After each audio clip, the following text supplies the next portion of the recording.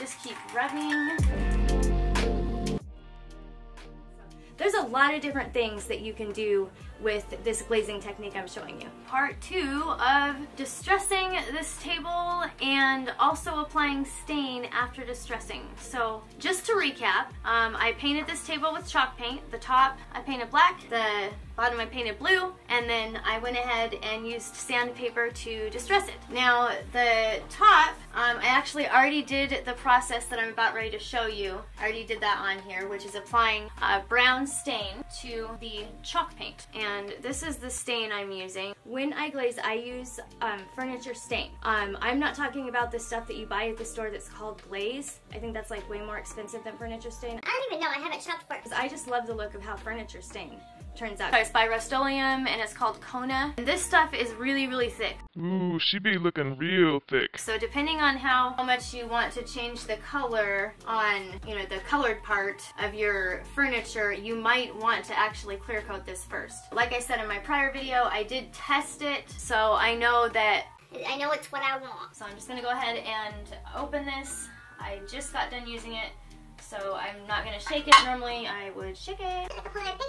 I'm just gonna go ahead. I'm using an old rag. You can use whatever you want. Normally with stain, when you're staining wood, you wipe the stain on and the directions will say, you know, leave it on 3 to 5 minutes or something along those lines and then wipe it off. Or wipe it off sooner if you want it lighter, you know, things like that. Put on a couple coats.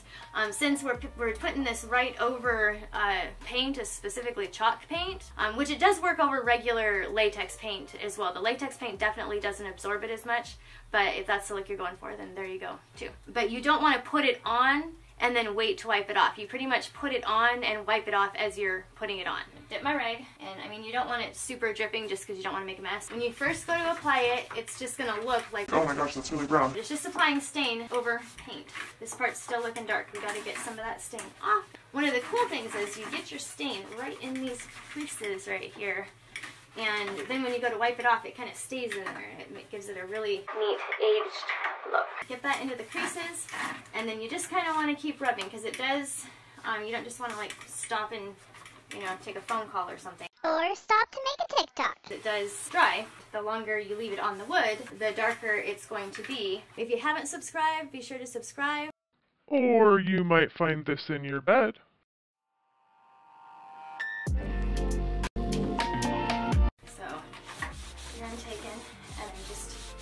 Wiping this off. So, and you can see the parts that are distressed, that I sanded, they're soaking up the stain more.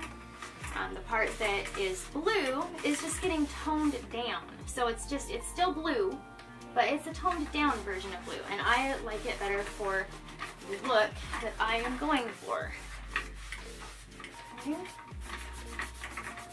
And this is kind of one of those things you have to work rather quick on because you want to be able to wipe your stain off as well. Another thing that you want to have handy, I have it here somewhere, is just another rag to use. So this one's kind of full of stain. I want more stain off, so I'm going to take this other rag and just keep wiping. And once again, if I did want this blue to be a little bit bluer and not have so much of the dark sticking to it, then I would have put a clear coat over it. But I wanted this to have darkness to it. Wax on, wax off.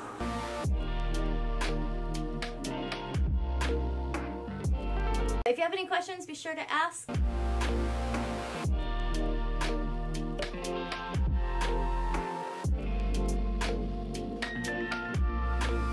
So as you can see here, here's the top.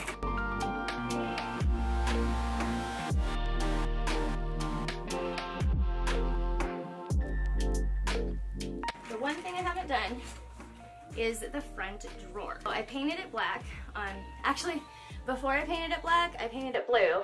And then I wanted it to stand out more, so then I painted it black. So the way this distressing turned out is a little different, and I wanted to show you how it turns out. So as you can see on this one, you can kind of see, I hope you can see, the blue is still kind of peeking through with the black.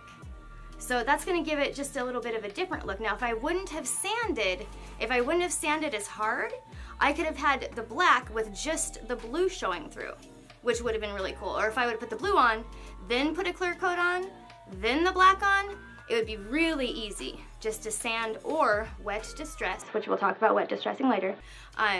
Wet distress the black off to get the blue around the edges. So there's so many different techniques. It's really exciting. It's like, I say I refurbish furniture, but like, I am a furniture artiste. I'm an artist. Cool. And if I don't say it at the end of the video, if you like my videos, it'd be great if you'd give me a thumbs up. Let me know that you like them. Subscribe. Easily go to your subscriptions and check out my latest content. One day, I'd love to be one of those. I know they all say, oh, I don't make YouTube videos for the money, I do it for the fun. Because influencers never show you their nice trips that they take. but come on now. If you've done any research on YouTube and how it all works, like, when you have enough subscribers and you have enough view time and all that stuff, the YouTuber gets paid for the ads they get run. And there's different ways they can get paid. And then there's like Patreon pages where you can set up your own page for a lot of different media, not just YouTube media, but other media that you share with the world. Anyway, it'd be cool if you subscribed. I just stained that, by the way. That's done. I want to be able to stay home with my kids. Ever since I was a little kid, I just said I want to be a mom. And of course I wanted to be an artist and all those things, because that's like totally my thing, being creative and artistic.